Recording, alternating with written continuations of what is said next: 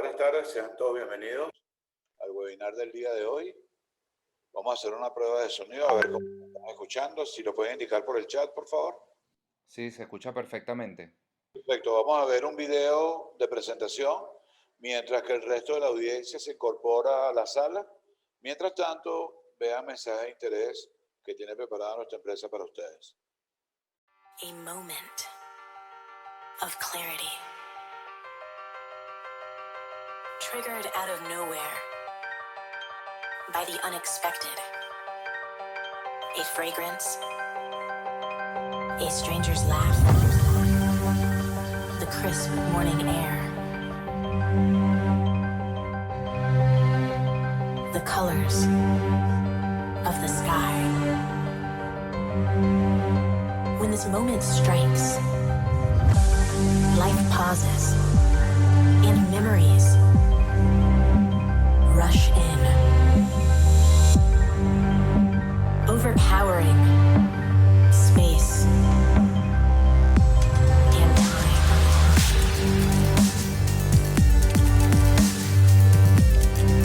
Like a spiral of time travel, focusing on a single fold, a single thread, a single connection. And for a moment,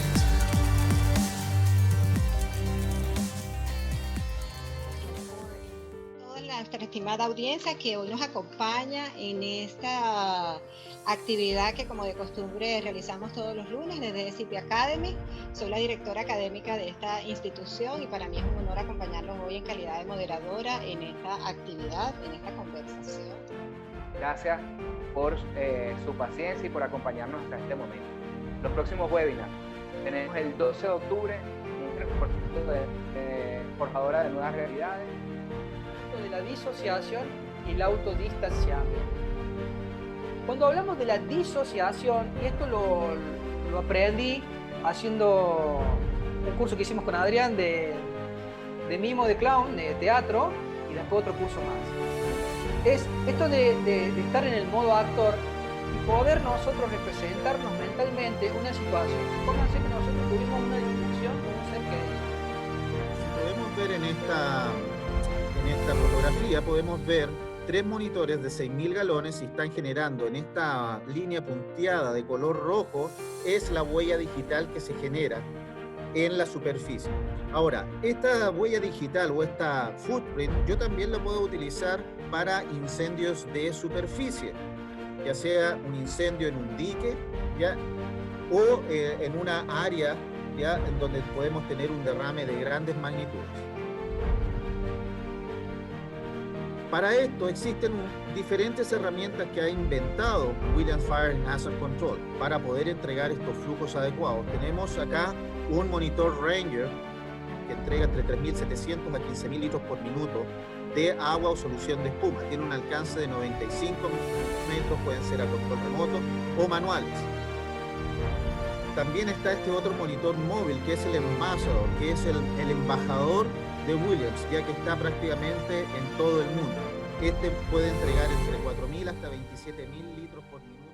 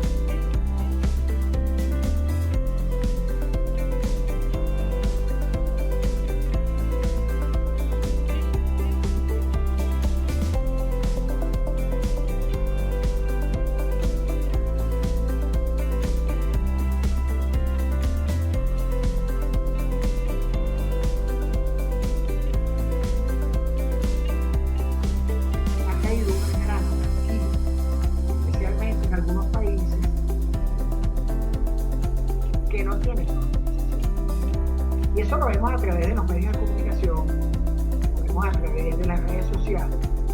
Y lo vemos a través de ventas de productos, llámese de narita, de vehículos.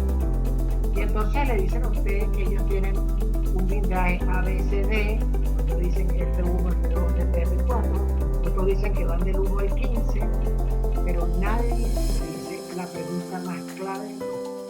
Y creo que al final, creo que todos debemos tener esto claro. Dice, usted me está dando una escala, pero usted no me está diciendo la nota. Y claro, las personas que no conocen del tema, pues se dejan inundar.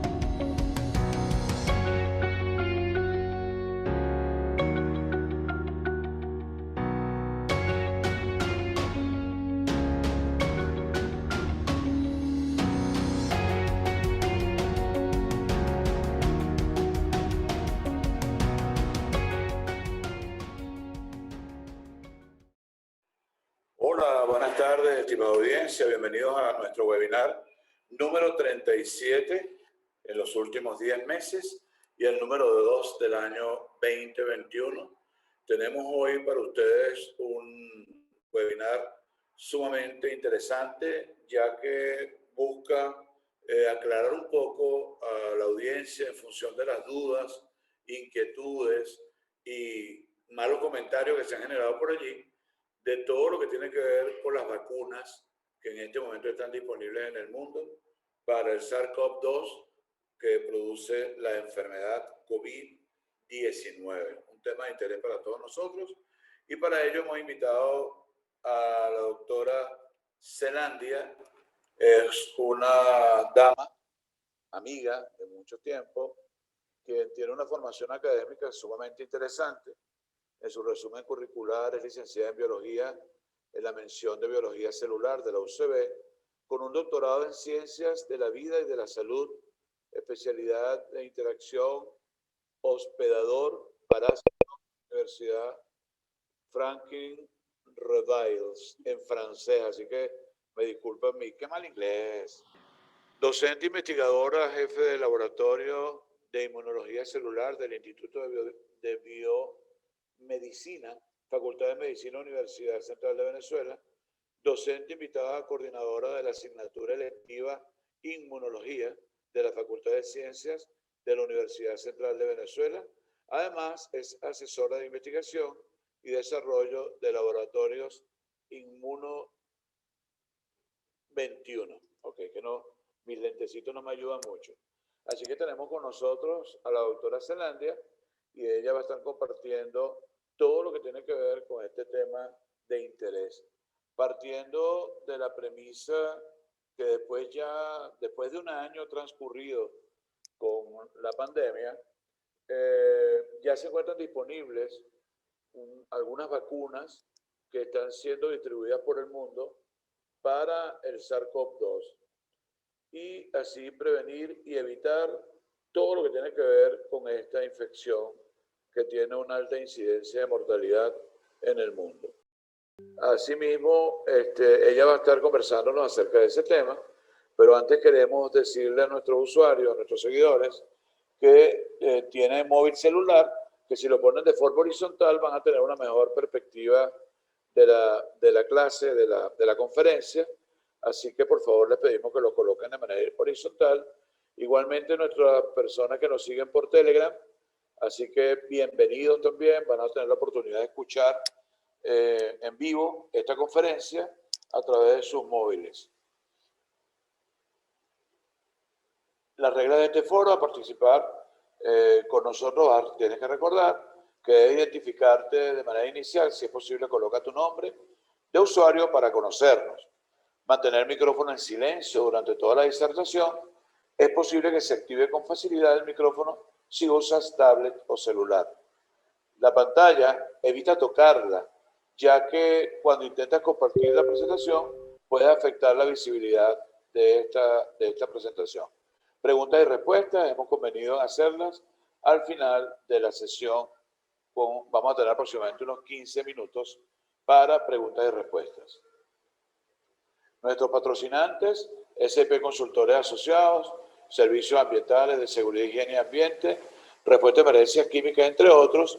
Los amigos de Factores, gente que este año repiten con nosotros, una empresa de servicios de asesoría y consultoría en el área de recursos humanos. Y Global Group, que se incorpora este año, una empresa prestadora de servicios de administración y el área contable, que se incorpora este año. Así que nuestros 3 patrocinantes, gracias por acompañarnos en este tipo de eventos.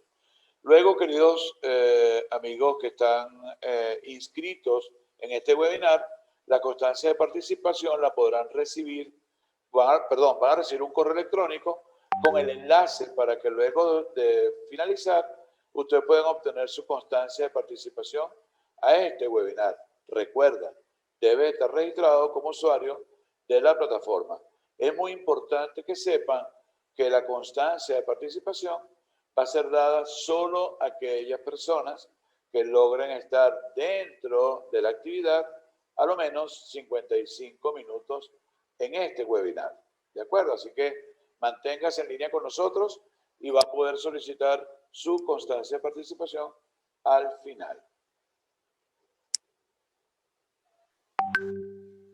Muy bien, tenemos una promoción para el día de hoy, ya que vamos a estar hablando de un tema que tiene que ver con el riesgo biológico. Tienen una promoción allí en nuestra tienda de varios textos, varios manuales, varios cursos que tienen que ver con seguridad biológica.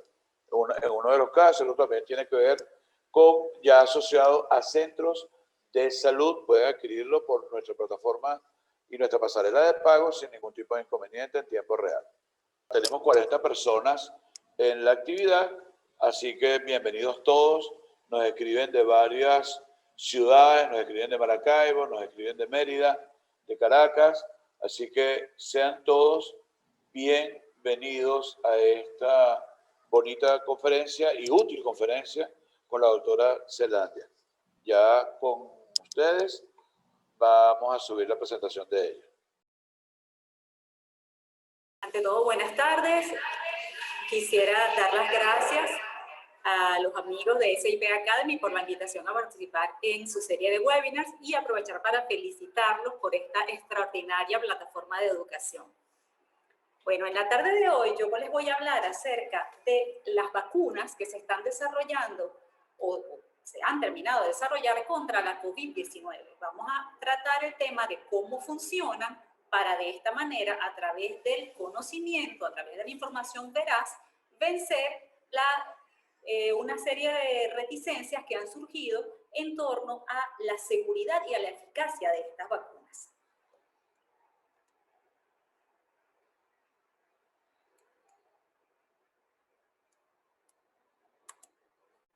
Bien.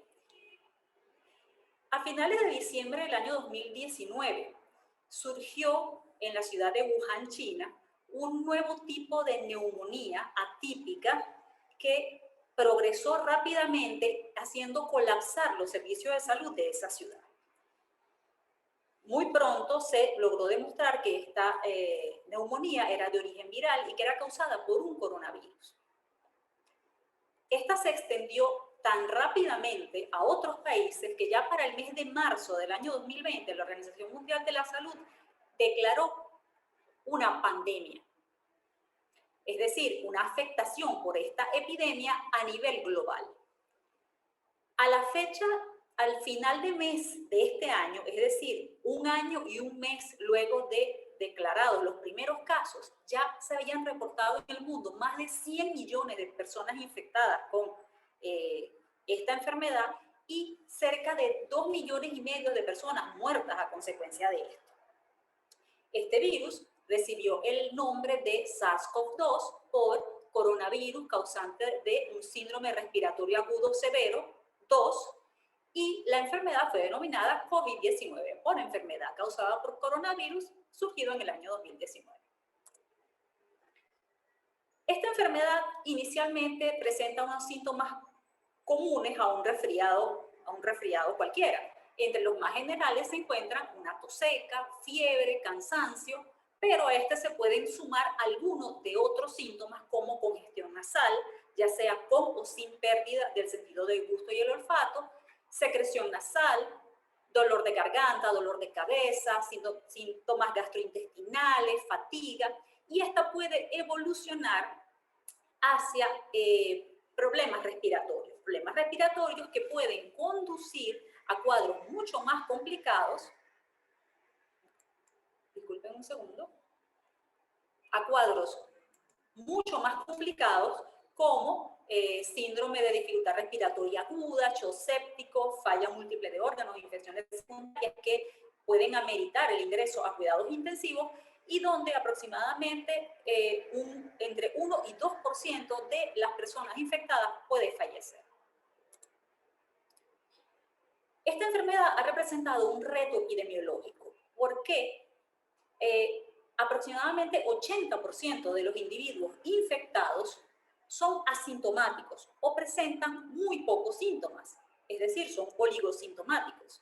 Sin embargo, los individuos asintomáticos, oligosintomáticos e incluso los presintomáticos liberan partículas virales y pueden transmitir la enfermedad. Para contrarrestar esto, la Organización Mundial de la Salud recomendó una serie de medidas como el lavado e higiene de las manos, el mantenimiento de un distanciamiento físico mínimo de entre 1,5 y 2 metros en los espacios públicos, el uso de mascarillas que cubran la nariz y la boca, todo esto para tratar de contrarrestar el contagio. A esto se sumó el confinamiento o cuarentena, la cual fue obligatoria durante ciertos periodos en muchos países del mundo y que ha traído graves consecuencias tanto en el orden social como económico en los distintos países del planeta.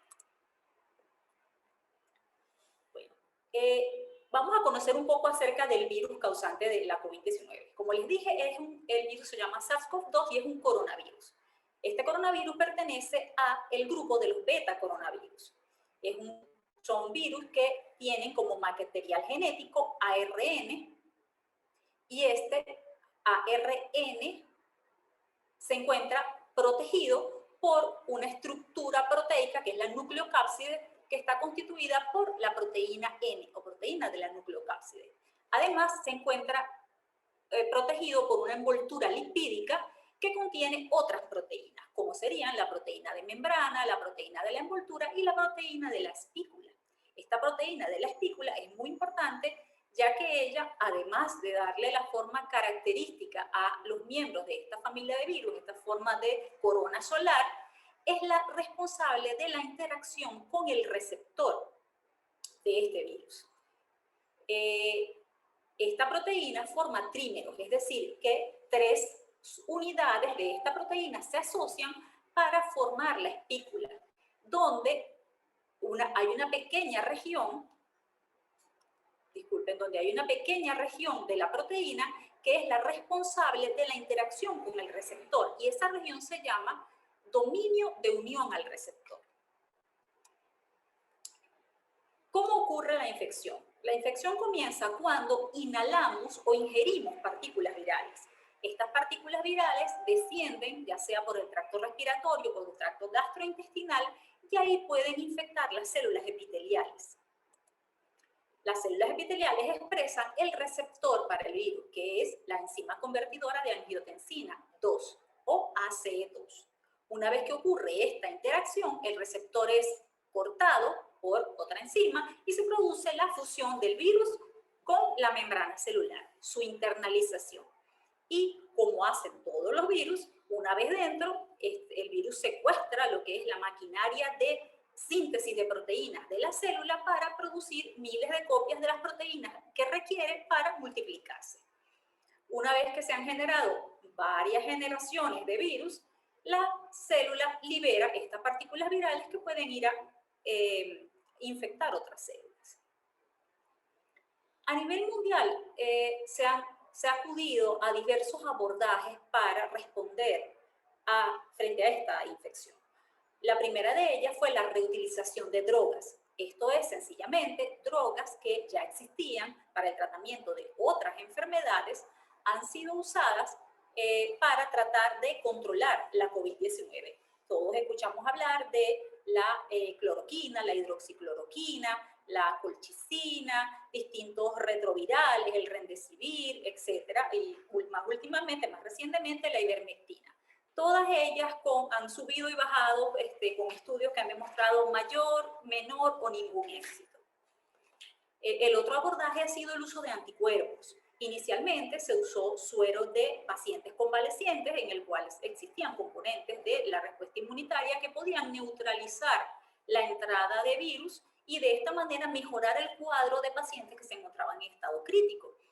Posteriormente, esto evolucionó hacia la obtención de sueros a partir de la inmunización de animales, algo parecido a los sueros antiofídicos, por ejemplo, los sueros contra las picaduras de serpientes, y finalmente la producción en laboratorios de anticuerpos muy específicos dirigidos contra la región RBD, es decir, exactamente contra la región de la proteína de la espícula involucrada en la interacción.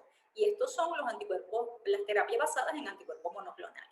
Sin embargo, la gran esperanza se encontraba cifrada en la obtención de una vacuna eficaz para prevenir tanto la enfermedad como la transmisión. En una carrera sin precedentes, se logró en tiempo récord pasar desde identificar el virus, secuenciar el genoma o el material genético de este virus, lo cual ocurrió tan pronto como en enero del año 2020, a posteriormente iniciar los primeros ensayos clínicos, los primeros ensayos preclínicos, de vacunas en marzo del año 2020, a tener lista la primera vacuna ya en el mes de diciembre de ese año para vacunar a la primera persona de población común. Todo esto ocurrió en un lapso inferior a un año, un tiempo récord en la historia de las vacunas en el mundo.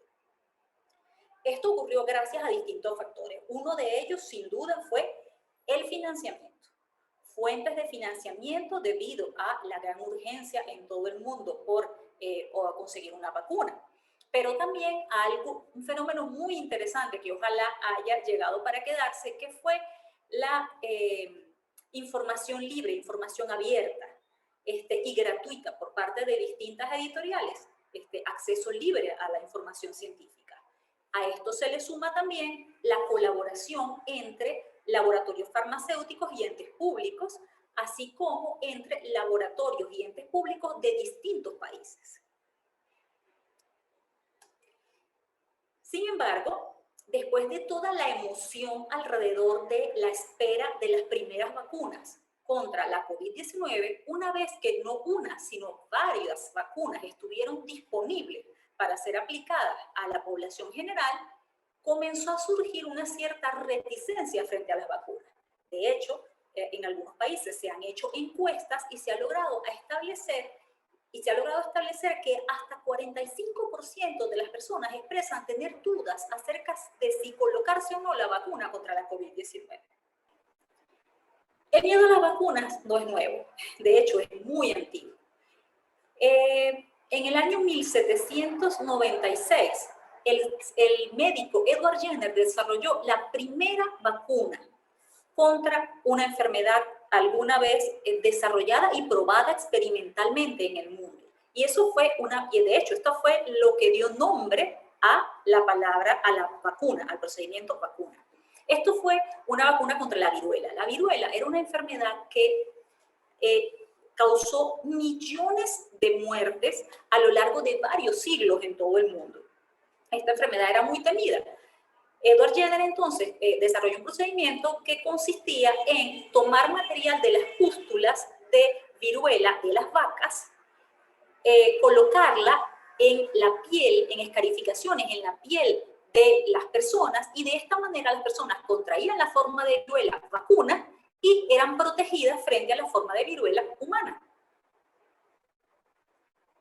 Este procedimiento fue muy exitoso. Sin embargo, como podemos ver en este grabado del año 1800, un grabado publicado en un periódico por la Sociedad Antivacunas de la época, ellos desalentaban a las personas a colocarse esta vacuna, ridiculizando el procedimiento de Jenner, diciendo que si las personas se la colocaban, les iban a salir cuernos de vaca o partes de vacas en distintas zonas del cuerpo. A pesar de esto, afortunadamente, siguió la vacunación, se siguió perfeccionando y en el año 1980 la Organización Mundial de la Salud declaró erradicada la viruela del planeta. La primera y única enfermedad que ha sido erradicada completamente del planeta. A esto siguieron otros exitosos procesos masivos de vacunación en el mundo que han logrado bajar la incidencia de enfermedades como la poliomielitis, la difteria, el sarampión, la tosferina, enfermedades que antes eran muy comunes y que ahora son relativamente raras. Esta imagen se las quiero mostrar para que observen la diferencia entre vacunarse y no vacunarse. Estos fueron dos niños, compañeros de clase, que accidentalmente se expusieron a una persona infectada por viruela. Fíjense que uno contrajo la enfermedad y otro no. La única diferencia entre los dos niños era que este había sido vacunado. Nosotros podríamos pensar que después de todo este desarrollo histórico, hemos debido aprender a tener confianza en las vacunas.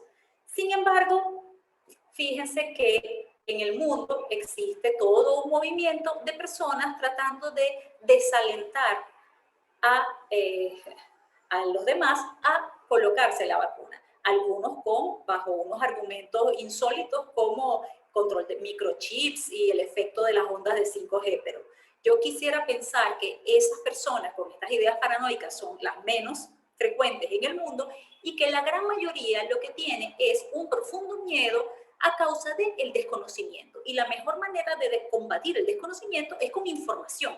Y de eso se trata la charla de hoy. Información veraz acerca de cómo funcionan las vacunas en general y cómo funcionan las vacunas contra la COVID-19 en particular. Veamos, fíjense. Cuando el virus entra en nuestro organismo, por supuesto comienza a atacar y a destruir células.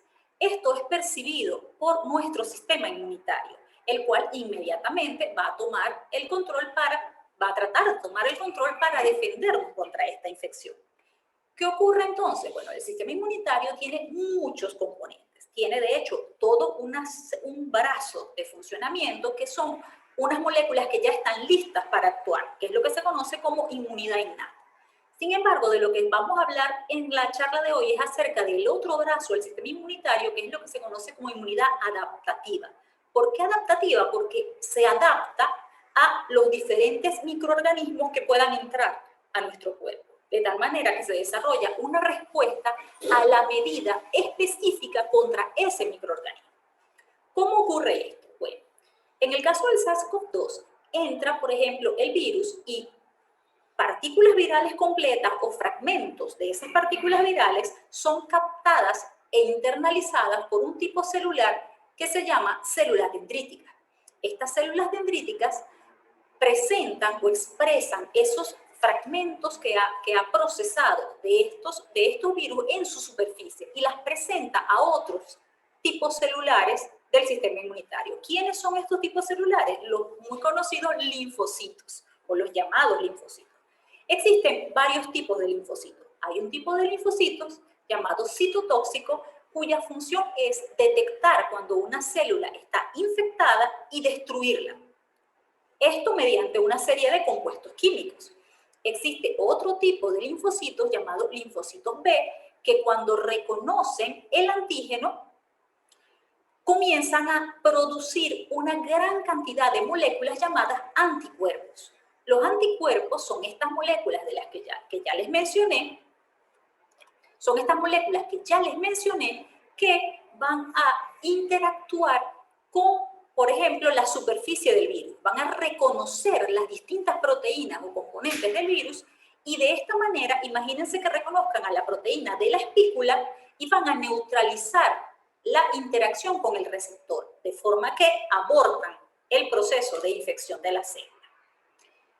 tenemos también otro tipo de células, los llamados linfocitos T cooperadores, los cuales son los responsables de ayudar tanto a los linfocitos B como a los linfocitos T a proliferar, a multiplicar su número y a mantenerse en un estado de activación y de alerta frente a el virus. Lo que es más interesante de esta respuesta inmunitaria es que luego que ha ocurrido esta proliferación, los linfocitos van a dejar memoria. ¿Qué quiere decir esto?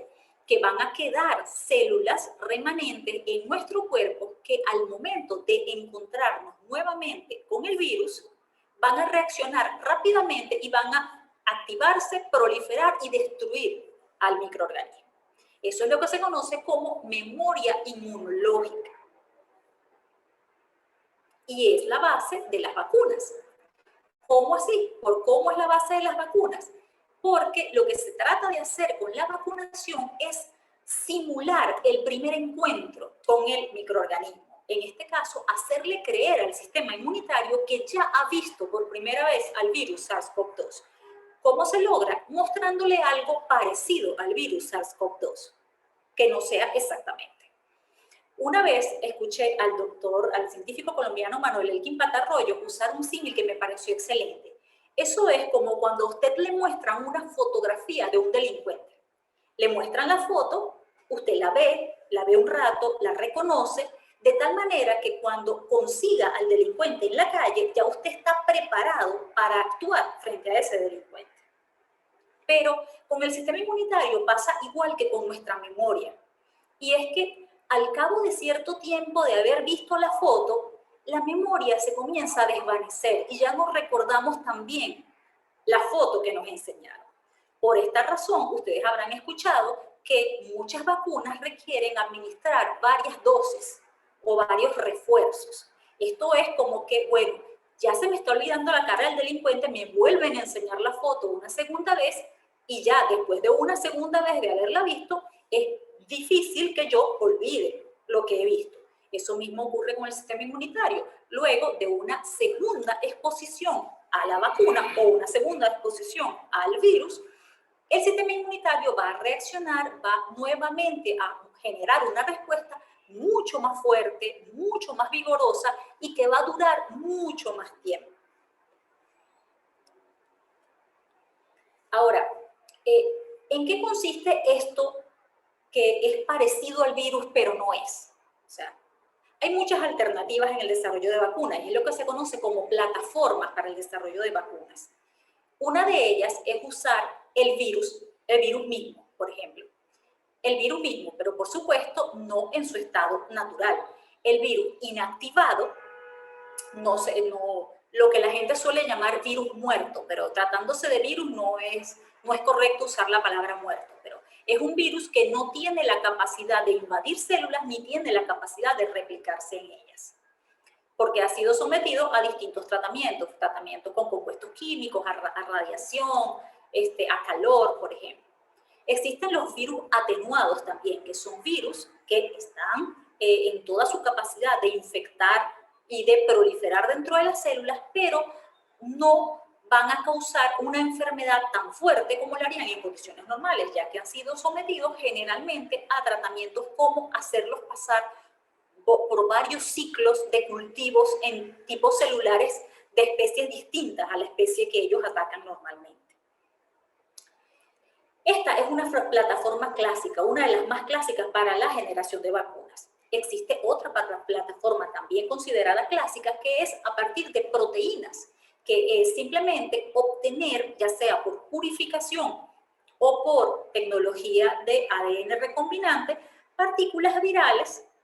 proteínas procedentes de las partículas virales y usarlas para vacunar. Generalmente lo que se hace en estos momentos es que se toma el material genético que codifica para poder sintetizar esas proteínas. Eso se inserta en bacterias o en células de insectos o células de mamíferos. Esto se hace crecer y multiplicar y luego se purifican esas proteínas. Más recientemente se ha desarrollado otra estrategia que es incorporar esas partículas en unas vesículas similares a membranas, de tal manera que esto parezca un virus, por eso se llaman partículas similares a virus, pero está completamente vacío, no tiene material genético, por tanto, no hay ninguna posibilidad de que pueda causar enfermedad. Pero últimamente se han desarrollado otras tecnologías que son las llamadas vacunas de próxima generación. Y en estas se centran fundamentalmente los principales temores en torno a las vacunas contra el SARS-CoV-2, porque sencillamente son las menos conocidas. ¿De qué se trata? Se trata, por ejemplo, de utilizar a otros virus. Se toma un virus que cause una enfermedad que sea relativamente benigna o un virus distinto por ejemplo, en este caso, distinto al SARS-CoV-2, pero que ha sido atenuado en su virulencia, y se le inserta un gen que codifique para una proteína del virus SARS-CoV-2. En este caso, generalmente se ha recurrido al virus de la proteína de la espícula. También, pues, los virus pueden ser no replicativos, es decir, donde se haya inhibido su capacidad de multiplicarse, o pueden ser replicativos, los cuales conservan la capacidad de infectar células y de multiplicarse. Y por último, están la plataforma basada en material genético, es decir, ácidos nucleicos, ARN o ADN. En el caso del ADN, simplemente se selecciona un fragmento que contenga el gen que tiene la información para producir la proteína, digamos, de la espícula, y se inocula. O en el caso del ARN, se toma el ARN que tenga esa información, generalmente se protege envolviéndolo en una vesícula o en una partícula con otros componentes, como por ejemplo lípidos, y eso es lo que se administra como vacuna. Vamos a ver un poquito más en detalle cada una de estas tecnologías. En el caso de las vacunas basadas en virus inactivados o atenuados, ¿qué ocurre entonces cuando nosotros inoculamos el virus? Cuando lo inoculamos, generalmente se hace bajo la forma de una inyección por vía intramuscular, aunque no es la única opción. Cuando esto ocurre, en el caso de los virus inactivados, como estos virus no tienen capacidad ni de infectar ni de proliferar, directamente el virus o partículas procedentes de su degradación son captadas por las células dendríticas y se inicia todo el proceso de respuesta inmunitaria y activación de los linfocitos que ya vimos. En el caso de los virus atenuados, lo que va a ocurrir es que el virus es internalizado por distintos tipos celulares, el virus prolifera dentro de estos tipos celulares, es decir, aumenta su población, y posteriormente, cuando está libre, es captado por las células dendríticas, procesado, presentado, y ocurre la estimulación de la respuesta inmune adaptativa. Las vacunas con virus inactivado tienen la gran ventaja de que son vacunas extremadamente seguras. El virus no va a causar ningún tipo de daño, no hay manera de que pueda causar enfermedad. Sin embargo, a veces puede ocurrir que la respuesta sea relativamente débil y requiera del uso de moléculas inmunopotenciadoras, que son los llamados adyuvantes. Y estos adyuvantes sí pueden causar una cierta respuesta inflamatoria en la persona que recibe la vacuna. Sin embargo, existen muchas vacunas aprobadas y usadas desde hace mucho tiempo, conocidas por todos, que se basan en esta metodología, como son la vacuna contra la hepatitis A, las vacunas, decenas de vacunas contra la influenza, la vacuna de Salk contra la polio, esa es la que es inyectada vía intramuscular, y la vacuna contra la rabia. En el caso de las vacunas con virus atenuados, estas tienen la contraindicación que al ser un virus proliferante, esta vacuna no puede ser administrada a personas que presenten un compromiso del sistema inmunitario, es decir, personas inmunodeficientes, porque al no poder controlar la infección, el virus podría, al no poder controlar, la proliferación de este virus, que en una persona sana no causaría ningún problema, en estas personas puede salirse de control, puede incluso revertir la atenuación del virus y manifestarse una enfermedad. Es por esto que tiene esta pequeña contraindicación, que es que hay que estar muy atentos que las personas con compromiso inmunitario no se les pueden colocar vacunas de virus atenuado. Fuera de esto, son vacunas muy eficientes, muy exitosas, y entre los ejemplos más conocidos tenemos la vacuna contra la polio, la de Sabin, la que se da por gotitas vía oral, la vacuna contra el rotavirus, contra el sarampión, paperas, rubiola y varicela.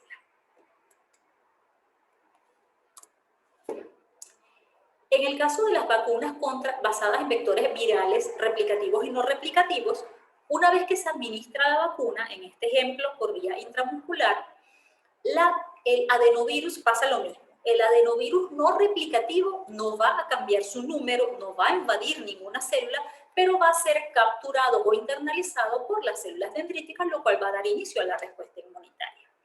En el caso de los virus replicativos, estos virus van a poder ser incorporados por células, van a multiplicarse, al igual que en el caso anterior, y luego estos virus van a poder ser capturados por las células dendríticas, pero a diferencia, en este caso, ellos lo que van a hacer es servir como una vía para que el gen de interés esté en el interior de la célula dendrítica, y es la célula dendrítica la que va entonces a leer esos genes y va a producir las proteínas de la espícula, por ejemplo, para entonces expresarlas en la superficie y comenzar una respuesta inmunitaria frente a este virus. Es decir, que parte del trabajo de la vacunación lo hacen nuestras propias células, que es producir la proteína. Disculpe.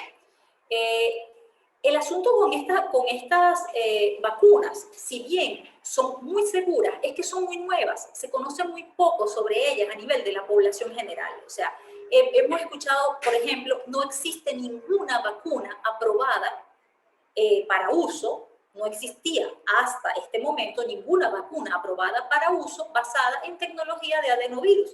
Sin embargo, tienen ya un tiempo bastante largo siendo utilizadas para terapia génica en personas con problemas, con algún tipo de problema genético.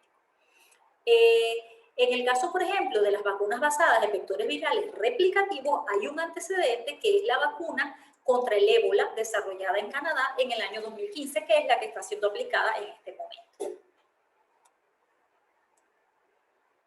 Vamos a hablar ahora acerca de las vacunas basadas en ácidos nucleicos, es decir, el ADN o el ARN.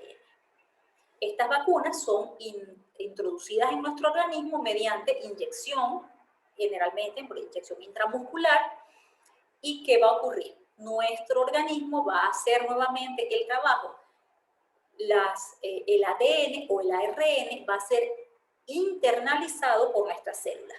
En el caso del ARN, esto se facilita gracias a un complejo de lípidos que rodea al ARN, que sirve tanto para protegerlo de la degradación, porque el ARN es sumamente lábil, es susceptible a la degradación por enzimas, por ejemplo, y también va a servir para facilitar su entrada a las células.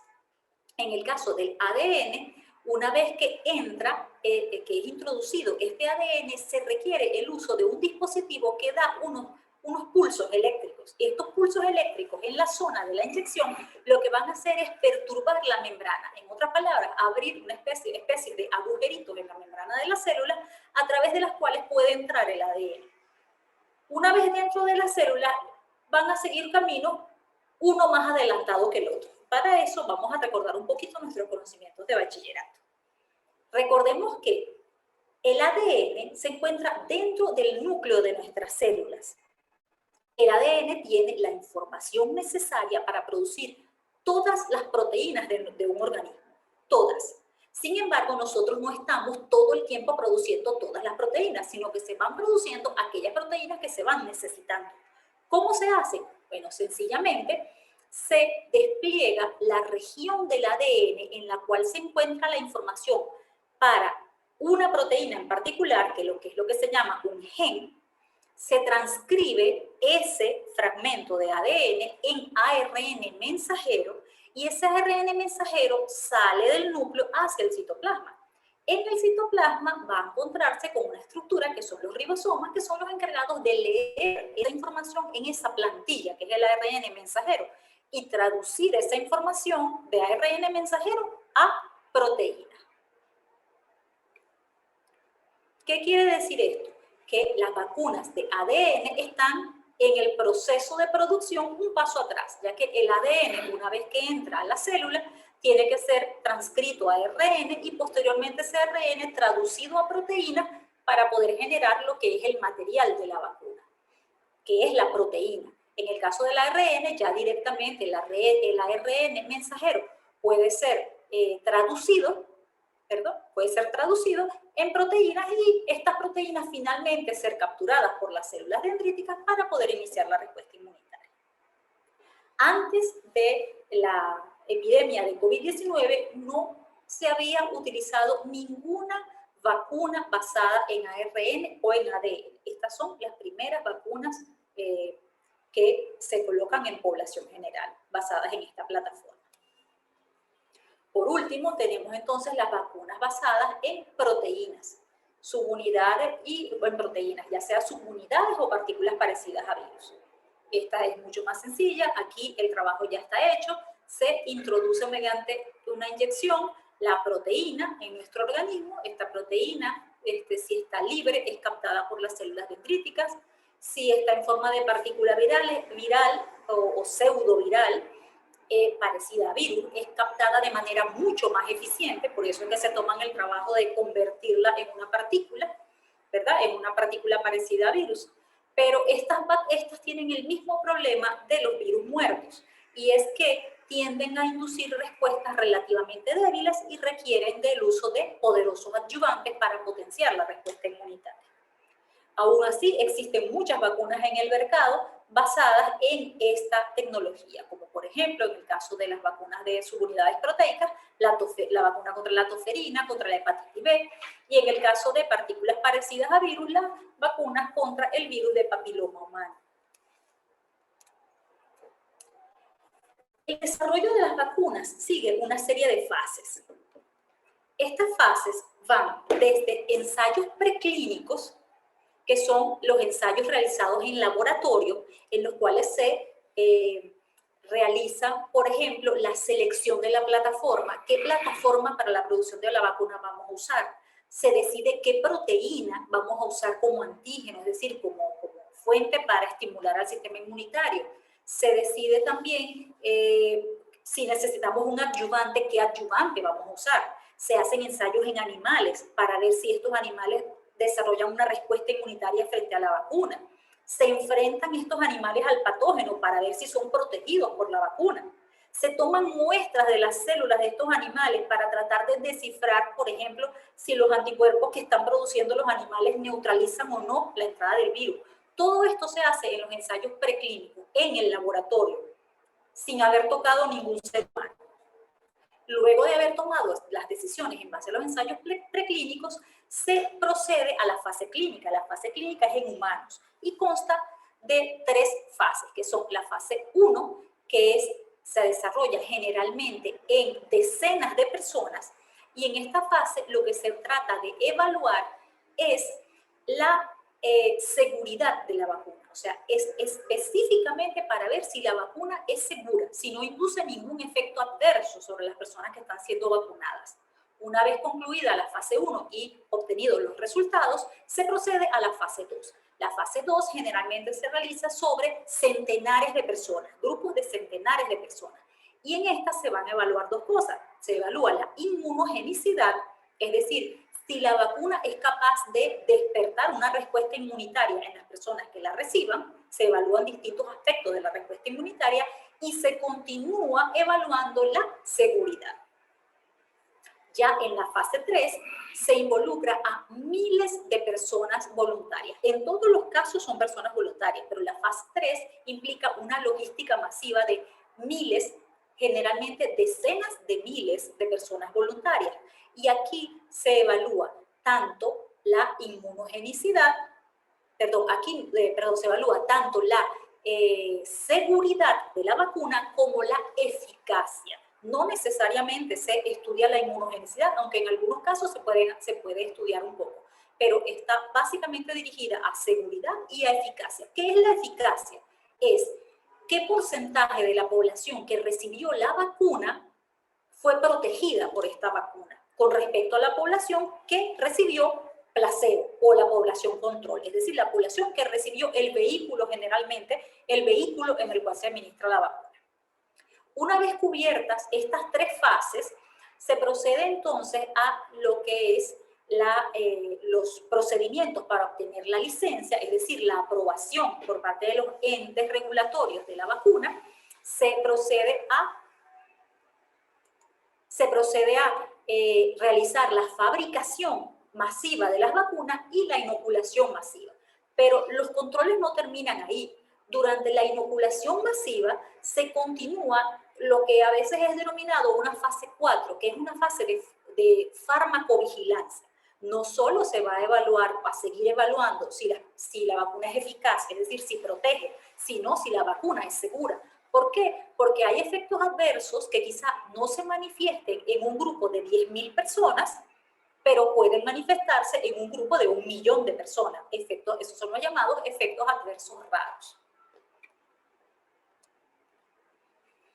Los ensayos clínicos de fase 3 generalmente se desarrollan en varios países, no necesariamente en el país de origen de la vacuna. ¿Por qué? Por 2 razones. Primero, porque se tienen que realizar en sitios donde la epidemia esté activa para poder tener una población que está sometida a la amenaza del patógeno. Pero por otro lado, porque debe ser probado en distintos tipos de razas, es decir, distintos terrenos genéticos, para ver si la vacuna es igualmente eficaz en estos grupos de personas. En este momento, o sea, las vacunas contra la COVID-19 se han probado en distintos países del mundo, incluida Venezuela. Ahora, ¿cuánto tiempo duran estas etapas del desarrollo de una vacuna? Estas etapas, hasta ahora, duraban un promedio de 15 años. La vacuna de más rápido desarrollo a la fecha había sido la vacuna contra el ébola, y esta vacuna se obtuvo en un lapso de 5 años. Sin embargo, las vacunas contra la COVID-19, las primeras, estuvieron listas antes del año de haberse iniciado los estudios. ¿Por qué? O sea, ¿cómo pudo haber pasado esto? Bueno, por muchas razones. Una de ellas, y lo repito nuevamente, el financiamiento. La ciencia, o sea, hay pocas cosas que dicen que el dinero no puede comprar el amor, pero puede comprar la eficiencia de muchos procesos. Y en el caso de la ciencia es así. Con dinero, la investigación avanza mucho más rápido. Entonces, una fuente importante de financiamiento, pero además solapamiento de fases. ¿Cómo es el solapamiento de fases? Por ejemplo, ensayos preclínicos que se solapaban con ensayos de fase 1. ¿Cómo así? Varias formulaciones de una misma vacuna, es decir, variaciones alrededor de un mismo tema de una vacuna eran probadas en fase 1 paralela, por ejemplo, o ligeramente solapadas unas de otras. Se iban introduciendo variantes. También, por ejemplo, se hizo solapamiento o combinación de fases 2 y 3, es decir, en vez de usar un grupo de decenas de personas, se usaban cientos de personas para probar tanto la seguridad como la inmunogenicidad. Todas estas personas voluntarias, por supuesto. Y por último, el acortamiento de los periodos para la obtención de las licencias. En vista de la emergencia mundial, se ha otorgado lo que se conoce como aprobación para uso en emergencia, lo cual no es, o autorización para uso en emergencia, lo cual no es una autorización definitiva, pero es para ser usada durante este periodo mientras esté activa la pandemia. Existen en este momento aproximadamente 292 candidatos a vacunas, desde fase preclínica hasta fase 3. De estos, 70 se encuentran en ensayos clínicos, es decir, en humanos, y 20 se encuentran en fase 3, algunos de ellos en uso. ¿Qué plataformas utilizan principalmente? 32% utilizan la plataforma de proteínas o subunidades proteicas, 16% la de vectores virales no replicativos, 14% la de virus inactivados, 13% la de ADN, 11% la de ARN, 5% la de vectores virales replicativos, 3% la de partículas parecidas a virus, 2% la de virus atenuados y 5% otras, cual más insólita. Ahora, de las 20 vacunas en fase 3, 9 han recibido autorización para uso en emergencia. Y estas 9 son las siguientes. Está la vacuna están dos vacunas basadas en ARN, que son la BNT-162, que es la famosa vacuna de Pfizer y BioNTech y Fosun Pharma, la vacuna mRNA-1273, que es la famosa vacuna de Moderna y el Instituto Nacional de Alergia a Enfermedades Infecciosas de Estados Unidos. Son dos vacunas norteamericanas. Están tres vacunas basadas en vectores virales, que es la vacuna AD5-nCoV, desarrollada en China por la empresa farmacéutica CanSino en asociación con el Instituto de Tecnología de Beijing. La vacuna Sputnik V, desarrollada por el Instituto de Investigación ruso Gamaleya. La AD1222, desarrollada en el Reino Unido por la Universidad de Oxford y AstraZeneca. Y hay 4 vacunas basadas en virus inactivado. 2 de ellas desarrolladas en China por la empresa farmacéutica Sinopharm en asociación, la primera con el Instituto de Productos Biológicos de Beijing y la segunda con el Instituto de Productos Biológicos de Wuhan. Luego están la vacuna Covaxin, desarrollada por la empresa india farmacéutica Bharat Biotech en asociación con el Instituto Nacional de Virología de la India, y la vacuna Coronavac, desarrollada por la empresa farmacéutica china Sinovac Biotech. ¿Cómo se han comportado esas vacunas hasta la fecha? Bueno, comencemos con las vacunas basadas en ARN. La verdad es que pocas personas las conocen por su nombre. Vamos a llamarla la vacuna de Pfizer y la vacuna de Moderna. Estas vacunas tienen mucho en común. Lo primero es que se basan en un fragmento de ARN que codifica, en el caso de la vacuna de Moderna, que tiene el código para producir la vacuna, la proteína de la espícula. En el caso de la de Pfizer es para producir un segmento de esa misma proteína de la espícula, que es el segmento que contiene el dominio de unión al receptor. En el caso de la de Pfizer, el ARN es modificado para hacerlo más parecido al ARN humano, de manera que sea más estable y tenga más probabilidad de no ser eliminado rápidamente. Las dos se administran por vía intramuscular en 2 dosis. En el caso de la de Pfizer, las dosis están separadas 3 semanas, en el caso de la de Moderna, 4 semanas. Y la eficacia es alta y muy parecida. En el caso de la de Pfizer, 95%, y en el caso de la de Moderna, 94.1%.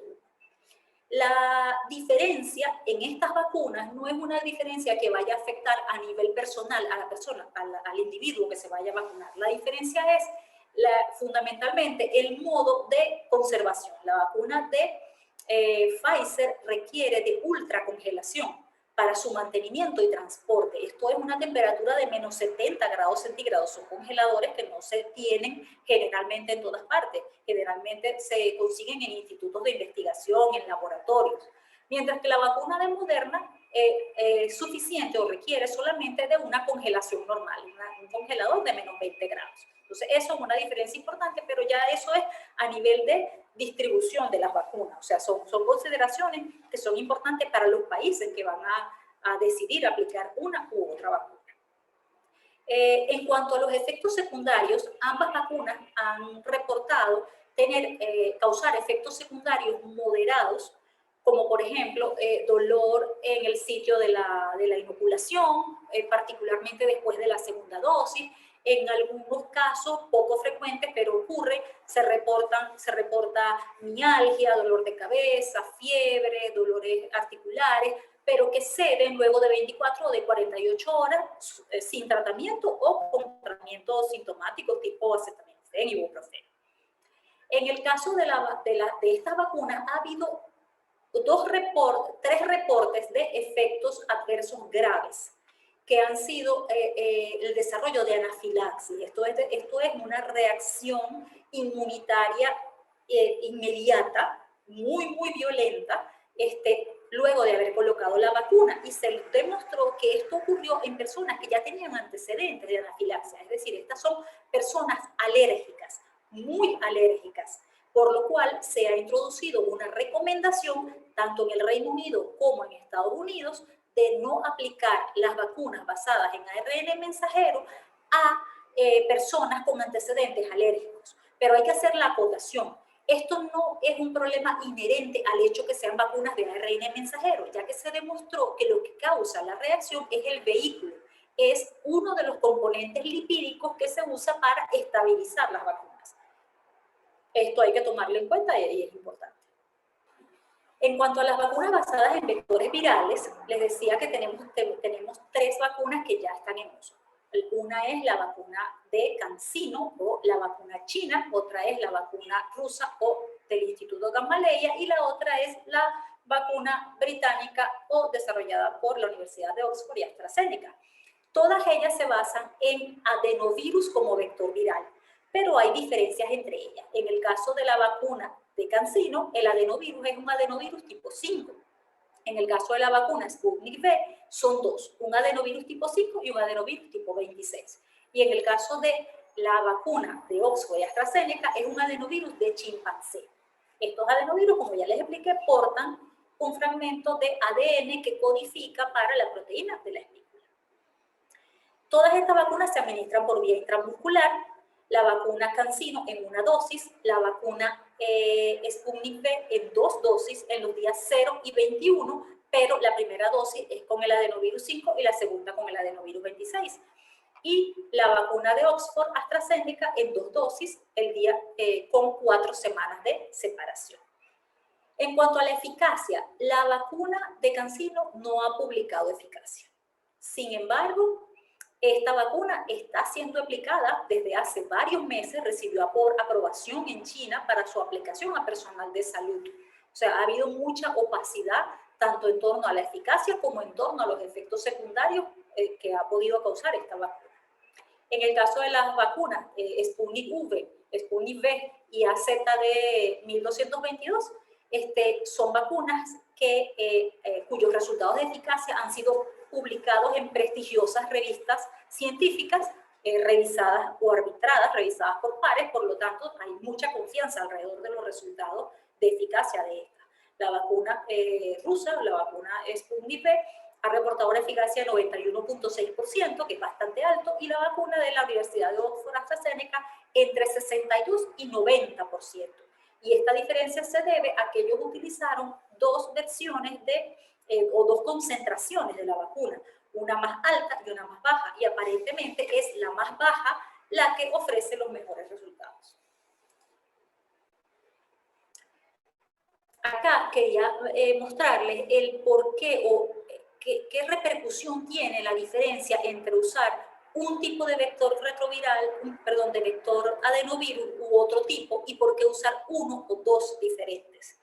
Bueno, resulta que los adenovirus son virus que se encuentran normalmente en la naturaleza. El adenovirus 5 y el adenovirus 26 son causantes de enfermedades comunes como diarrea, conjuntivitis, resfriados en los humanos. Por tanto, hay un cierto porcentaje de la población que ya presenta anticuerpos contra estos adenovirus. Por eso, la Universidad de Oxford y AstraZeneca optaron por la opción de usar un adenovirus de chimpancé para garantizar que no tuvieran las personas receptoras de la vacuna anticuerpos que fueran a comprometer la eficacia de la vacuna. Sin embargo, la CanSino y Sputnik V, decidieron utilizar los adenovirus humanos, ¿no? En el caso de CanSino usaron una sola dosis. ¿Qué es lo que pasa cuando se usa una sola dosis? ¿Recuerdan lo que hablamos de la memoria? Se da una muy buena respuesta al principio, pero esa memoria se va desvaneciendo con cierta rapidez. Y eso puede tener consecuencias para la eficacia. De hecho, reportes extraoficiales indican que la eficacia de la vacuna CanSino no es muy buena. La vacuna de Oxford y AstraZeneca da una segunda dosis, pero con el mismo adenovirus. Y por esta razón es probable que la segunda dosis no alcance su completo potencial, porque ya hay anticuerpos que de alguna manera neutralizan a la segunda dosis y comprometen el aumento en la eficacia. Esto lo solucionó la vacuna rusa o Sputnik V utilizando un adenovirus distinto para la segunda dosis. De esta manera se potencia a su máximo la respuesta luego de la segunda dosis. En cuanto a las vacunas basadas en virus inactivados, tenemos que Bueno, de ellas no se esperaban mayores complicaciones en cuanto a efectos secundarios o efectos adversos, ya que esta estrategia de vacunas ha sido usada muchísimo y durante mucho tiempo. Las 4 vacunas se administran por vía intramuscular, todas ellas en un esquema de 2 dosis, aunque la separación de las dosis varía entre una y otra. La vacuna de Sinopharm, las dosis están separadas 3 semanas. En el caso de la vacuna India o Covaxin, están separadas 4 semanas. En el caso de la vacuna Sinovac China, están separadas solo 2 semanas, y esto ha sido criticado. Y en el caso de la vacuna de Sinopharm y el Instituto Wuhan, han sido separadas 3 semanas. Las eficacias. Bueno, la eficacia de las vacunas chinas no ha sido publicada en revistas científicas de prestigio, pero se han liberado notas de prensa, se han reportado informes y notas de prensa, por lo menos que para manifestar cómo van sus estudios. En el caso de la vacuna de Sinopharm y el Instituto de Beijing de Productos Biológicos, oscila entre 79 y 86%, dependiendo del estudio. En el caso de la vacuna India no se han publicado resultados. De hecho, hay muchas críticas en el propio país, en la India, de por qué esta vacuna fue aprobada para uso de emergencia solamente habiendo cubierto la fase 2, sin haber iniciado los estudios de fase 3, que son los estudios de eficacia. Y en el caso de la vacuna de Sinovac o Coronavac, la eficacia en un primer estudio en China arrojó 78%, pero en un estudio reciente en Brasil arrojó apenas 50,38%. Esto está justo por encima del mínimo recomendado por la OMS en el caso de la vacuna contra el coronavirus, que es 50% de eficacia. Y por último, la vacuna de Sinopharm con el Instituto Wuhan de Productos Biológicos arrojó una eficacia del 79%.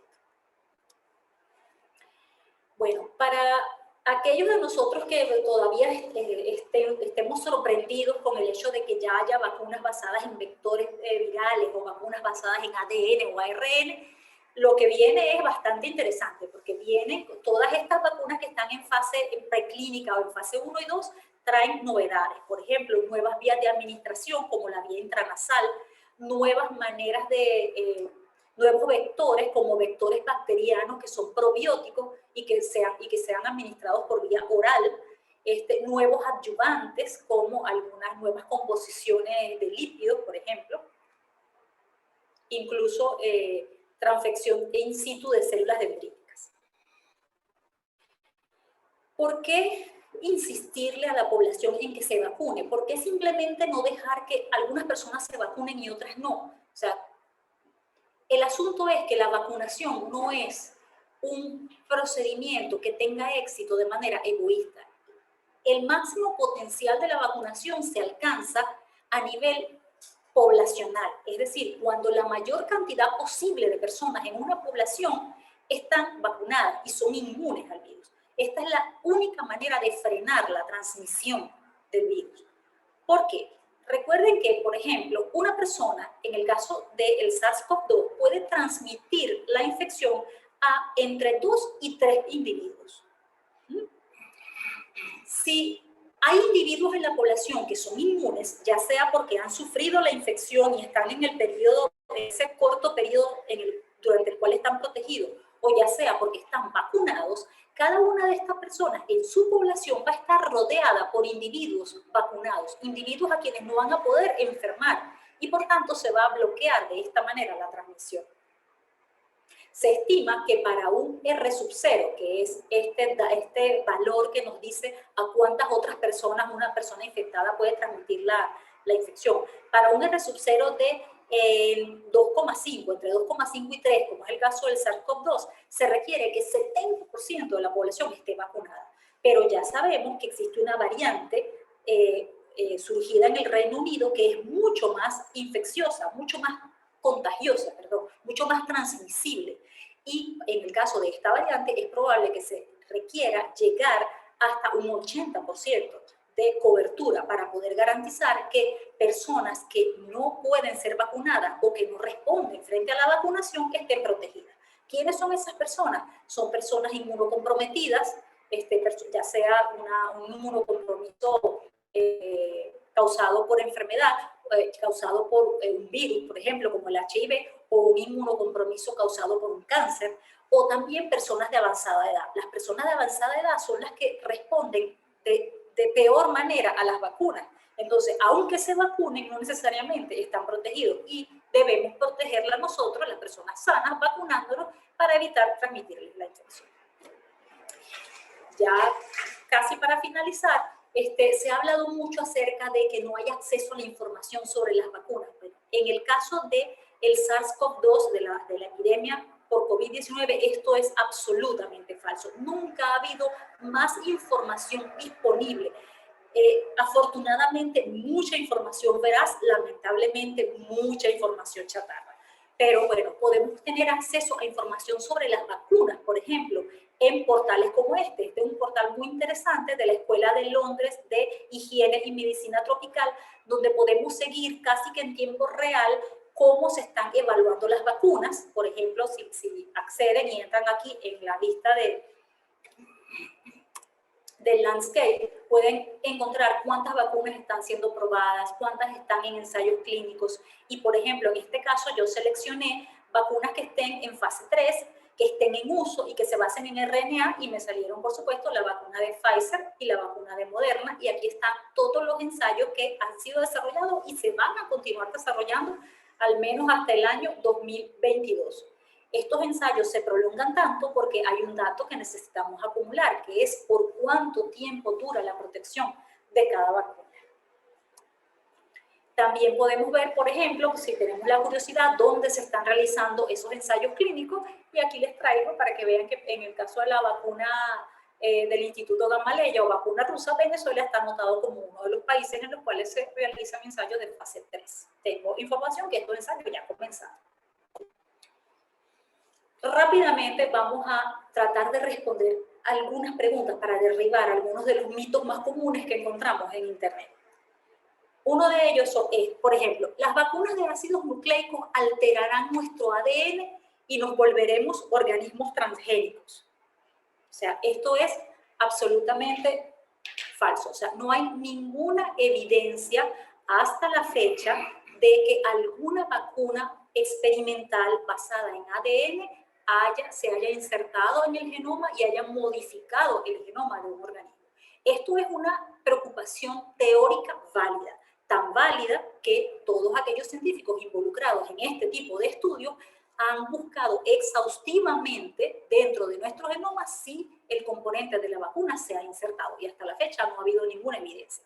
Ahora, yo le digo a las personas que se preocupan por esto, ustedes se han preocupado en pensar cada vez que se infectan con gripe, cada vez que se infectan con lechina, papera, rubiola, etcétera, si el ADN de estos patógenos se insertó en su ADN y los está convirtiendo en organismos transgénicos. Bueno, otra vez, las vacunas no son seguras, se han hecho demasiado rápido. Ya vimos por qué se han hecho demasiado rápido, y si una cosa no se ha comprometido es la seguridad. Al menos en el caso de aquellas que han reportado sus resultados.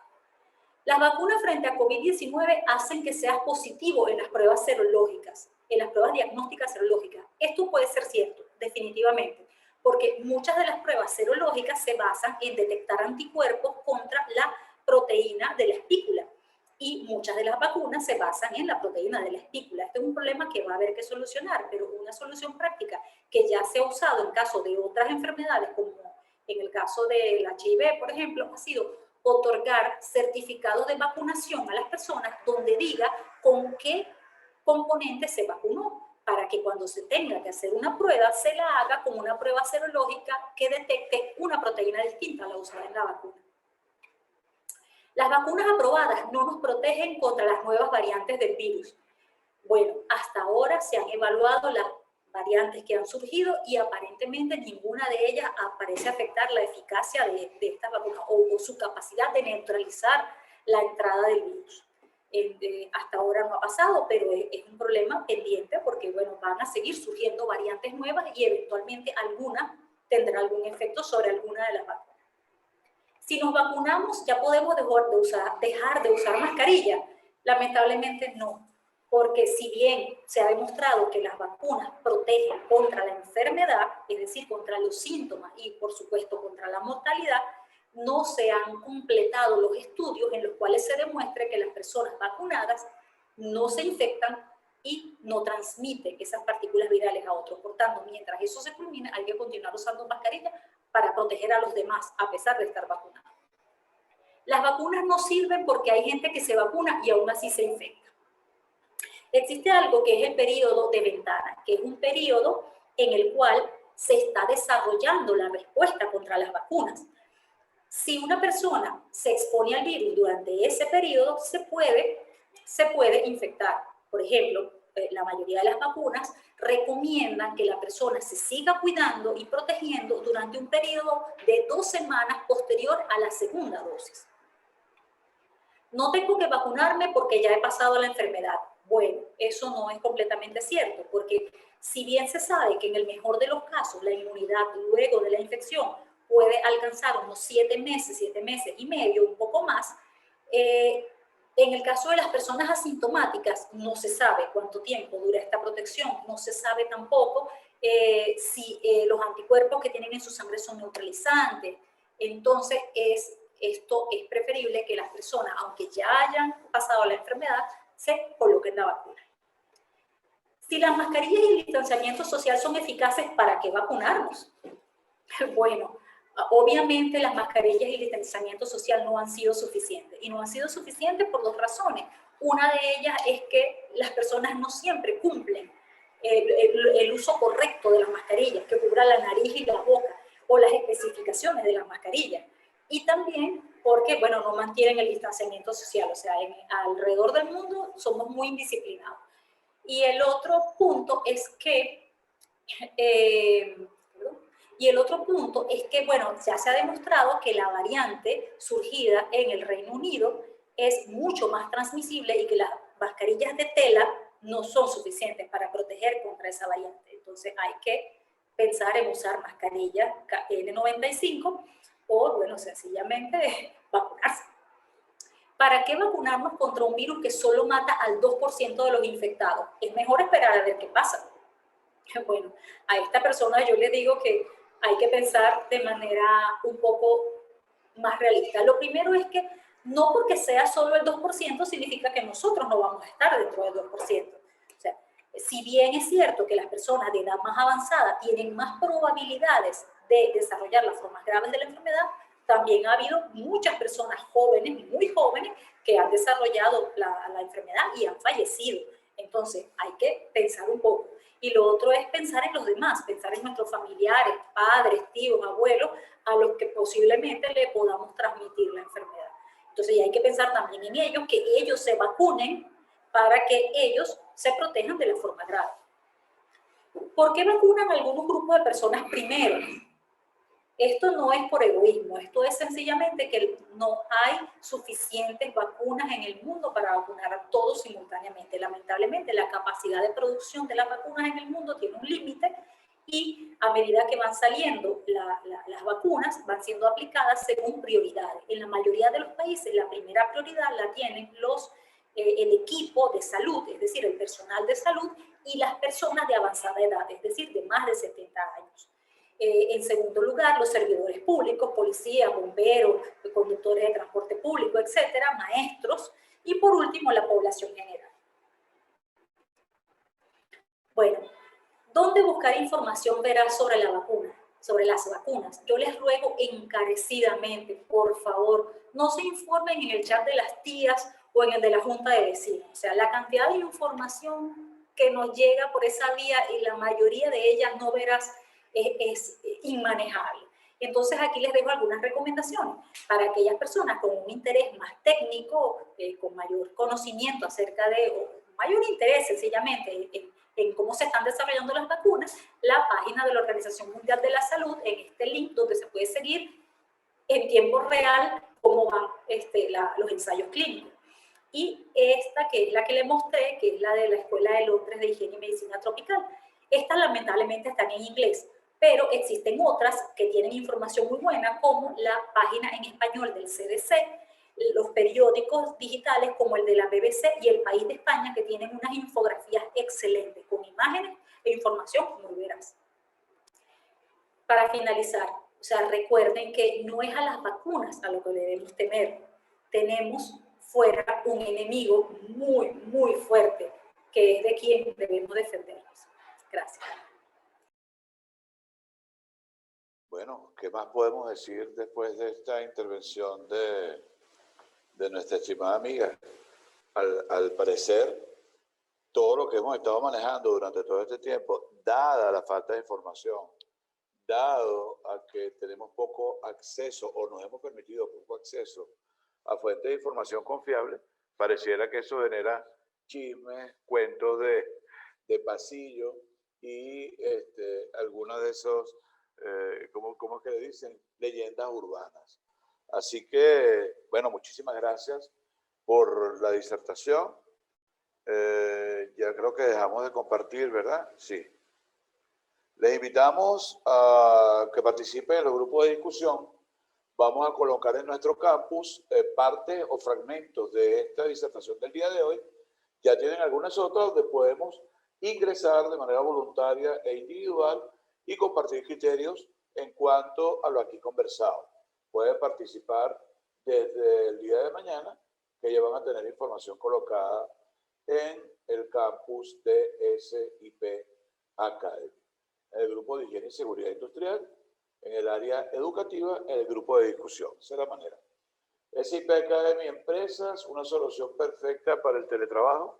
Escoge el plan de entrenamiento que se adecua a tus necesidades corporativas, controla el cronograma de tu equipo de trabajo y gestiona el progreso del entrenamiento de cada uno de tus colaboradores. Sin duda alguna, una excelente opción que estamos ofreciendo a las empresas hoy día desde el punto de vista del manejo corporativo de entrenamientos vía online a todos sus recursos humanos. SIP Academy Tienda también posee cursos en 11 categorías de interés, charlas y audiocharlas para mantenerte conectado con información de valor en breve tiempo y libros y otros productos disponibles para completar los procesos de enseñanza-aprendizaje. En este momento tienen una promoción, pueden adquirir manuales, cursos completos de lo que tiene que ver con seguridad biológica y seguridad biológica en centros de salud por solo $9,99 el paquete. Así que está disponible para ustedes en nuestra tienda. Recuerden que está por limitado.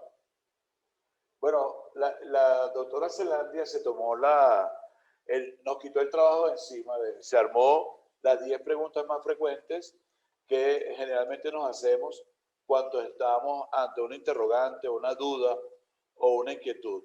Ahora, yo sin embargo estuve tomando notas desde el Telegram y desde el chat, en donde pude tomar nota de algunas de ellas, pero hubo una que sin duda alguna no puedo dejar pasar. ¿Qué debe suceder, doctora, para que los venezolanos confiemos en que la vacunación es una excelente decisión? Bueno, definitivamente yo creo que esa decisión se toma en base a información. Y esta charla yo espero que haya aportado algo, un poco, para convencerlos de que vacunarse es la mejor decisión. Y que todas estas historias acerca de la falta de eficacia o falta de seguridad de las vacunas, en su mayoría son mitos, son leyendas urbanas, como dicen. Definitivamente, a nivel poblacional, vacunarse es la mejor decisión. La probabilidad de morir como consecuencia de la COVID-19 es mayor que la probabilidad de tener un efecto adverso por una de las vacunas, según los datos que se han visto hasta la fecha. Excelente pregunta y excelente respuesta. Usted decía en su disertación que el 45% de las personas en muchos países del mundo tienen dudas de colocarse la vacuna, aun cuando no es nuevo. El miedo a la vacuna viene a través de los años, muchos años. Aún sigue dando miedo en esta ocasión en muchos países del mundo. En Venezuela, ese comportamiento del miedo, ¿tienes alguna información acerca de cómo los venezolanos estamos asumiendo esa posibilidad. No tengo ninguna información basada en alguna encuesta que se haya hecho. Lamentablemente no sé si alguien se ha tomado el trabajo de hacer esa encuesta acá. Los datos, algunos de los datos que tengo son de Argentina. Por ejemplo, en Argentina es uno de los países donde llega hasta el 35%. Pero hay un fenómeno que es curioso y es que lamentablemente no. Mientras menor es el nivel socioeconómico del país, hay mayor aceptación a las vacunas. O sea, las críticas contra las vacunas parecen aumentar a nivel que aumenta el nivel socioeconómico, lo cual no siempre va ligado al nivel educativo, es a la percepción del nivel educativo de la población. Entonces, gente que cree estar muy informada o muy educada sobre un tema porque sencillamente se leyó 2 o 3, no sé, tweets que consiguió. Y son esas personas las que hacen mucho daño con su campaña de descrédito frente a las vacunas. Entonces, en países como Venezuela, en general las vacunas tienen buena aceptación. Una madre apenas tiene a su hijo, lo primero que piensa es cuáles son las vacunas que hay que poner. Porque aquí en este país hay tradición de vacunas. Entonces, espero que eso mismo ocurra con las vacunas contra el COVID y que no nos debemos ganar por el miedo a las nuevas tecnologías. Además, gracias por esa respuesta. Además, la fotografía que colocaste de un niño contagiado de viruela y un niño sano, ambos en el mismo colegio, ambos en las mismas edades prácticamente, sin duda alguna es una muestra de lo que significa el no hacerlo y el hacerlo. Hubo algo que me impresionó mucho y es lo complejo que resulta ser la respuesta inmunitaria del cuerpo humano ante el ataque de un virus en este caso. Eso me impresionó, tan así que lo anoté completico. Entonces, yo... No fue una sobresimplificación, es muy complejo. Y yo solo te quería preguntar si hay alguna forma en la cual cualquier persona puede esa condición. Porque además nos hablaste de digamos, 4 tecnologías para desarrollar la vacuna. Hablaba las que partían de un virus, las que partían de otros virus, la que era a través de material genético y las de proteína. Si tuviéramos que escoger alguna de ellas para confiar aún más, ¿tú te atreverías a recomendarnos una o nos basaríamos en la eficiencia de la cual nos hablaste en tu disertación? Sí, bueno, si tuviésemos la opción de escoger, yo recomendaría escoger en base a la eficacia reportada. Pero si no tenemos la opción de escoger, como no la tenemos, no la vamos a tener en Venezuela, yo le digo, póngase cualquiera de las vacunas que consiga. Así es que, señores, amigos, colegas que están en este momento con nosotros, ya escucharon lo que nos están indicando. Es importante, ante la posibilidad de no tener que escoger o no poder escoger o no poder seleccionar, porque además no hay una gama disponible para todos nosotros, pongámonos la vacuna que tengamos a mano. Hay otra pregunta para la doctora Zelandia, la estamos tomando del chat, creo que se me fue, no, está arriba. Quisiera saber si disponen de alguna información de negociaciones del gobierno venezolano en la compra de alguna de las vacunas. A ver si tienen alguna información. Bueno, sí. Aparentemente el gobierno venezolano va a traer 20 millones de dosis de la vacuna Sputnik V, la vacuna rusa. Esos 20 millones de dosis alcanzarían para vacunar a 10 millones de personas, porque son 2 dosis. Tengo entendido que van a llegar por tandas y que la primera tanda estaría llegando a finales de este mes. Por otra parte, están circulando rumores, eso sí no lo tengo confirmado, están circulando rumores de que a través del mecanismo COVAX se traerían al país entre 1,4 y 2 millones de dosis aproximadamente de algunas de las vacunas más reconocidas, la vacuna de Moderna, Pfizer, AstraZeneca. Pero bueno, eso es una información a confirmar y supuestamente eso también sería para este mes. Muchas gracias por la respuesta. Los que no tienen a lo mejor acceso a la información de qué es la iniciativa COVAX, no es más que el esfuerzo que están haciendo varias organizaciones, muchas organizaciones en el mundo, conjuntamente con gobiernos y organizaciones, empresas, para lograr tener a mano y poder disponer y distribuir a muchos países de la manera más rápida y eficiente posible. Bueno, Zelandia, muchísimas gracias por tu disertación. Espero que nos acompañes un ratico más mientras que cerramos la presentación. También estamos en YouTube, estimados seguidores. Pueden buscar todos nuestros webinars de manera gratuita en nuestro canal de YouTube. Ya cada 24 horas estamos publicando el reciente, así que a partir de mañana en la tarde van a tener para su disfrute y conversación, discusión y manejo esta conferencia del día de hoy dictada por la doctora Zelandia. Así que les invitamos a visitar nuestro canal de YouTube. Próximo webinar, apúntate. 3 sesiones por mes, 11 meses de aprendizaje disponibles para ti.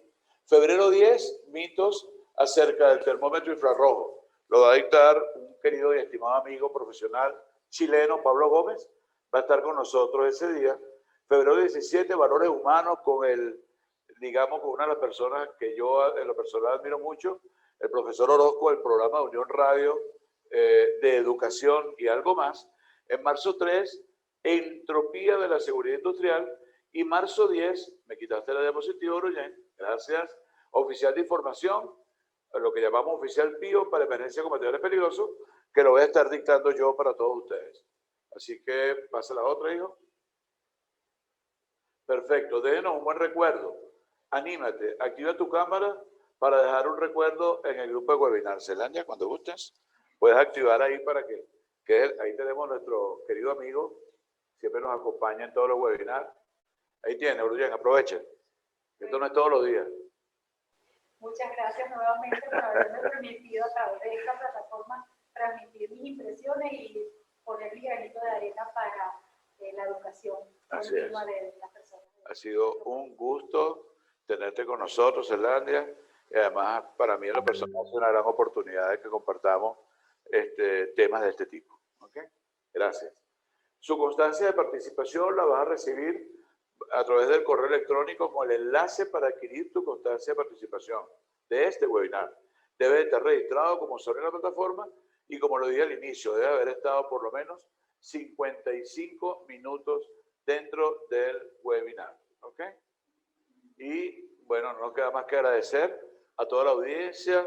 A las, ya les digo, a las 4:40 llegamos a 50 participantes y a las 5:10 teníamos 54 participantes, lo que marca un hito interesante que fue incrementándose la cantidad de personas ingresadas en nuestro webinar. Así que a todos ustedes, muchísimas gracias por habernos acompañado y será hasta una nueva oportunidad.